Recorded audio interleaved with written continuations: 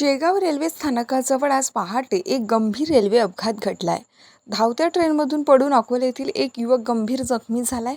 मात्र या घटनेनंतर जखमीला तातडीची मदत मिळवून देताना 108 रुग्णवाहिका सेवेकडून झालेल्या दिरंगाईमुळे प्रशासनाच्या कार्यपद्धतीवर गंभीर प्रश्नचिन्ह निर्माण झालाय। अकोला येथील दापकी रोड परिसरात राहणारा विक्की रमेश वंतडस हा 34 वर्षीय युवक धावत्या ट्रेनमधून खाली पडला।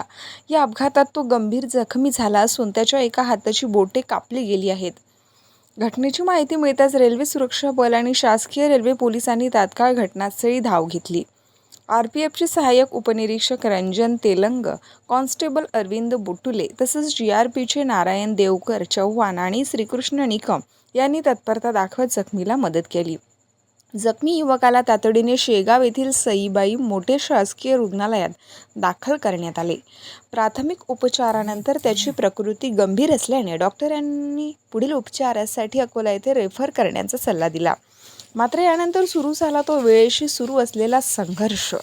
जखमींच्या नातेवाईकांनी आणि आरपीएफ अधिकाऱ्यांनी शासकीय 108 रुग्णवाहिकेशी वारंवार संपर्क साधण्याचा प्रयत्न केला, परंतु बराच वेळ फोन होल्डवर ठेवण्यात आल्याचा आरोपही करण्यात आला।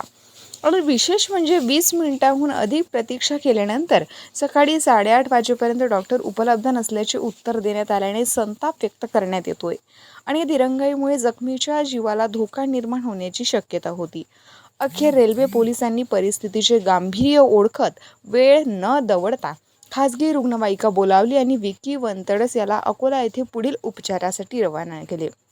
स्थानिकांकडून असा आरोप केला जातोय की यापूर्वीही रेल्वे स्थानक परिसरात वेळेवर रुग्णवाहिका न मिळाल्यामुळे गंभीर जखमींना जीव गमवावा लागला आहे। यामुळे 108 रुग्णवाहिका सेवेच्या कार्यक्षमतेवर पुन्हा एकदा प्रश्न उपस्थित होतोय।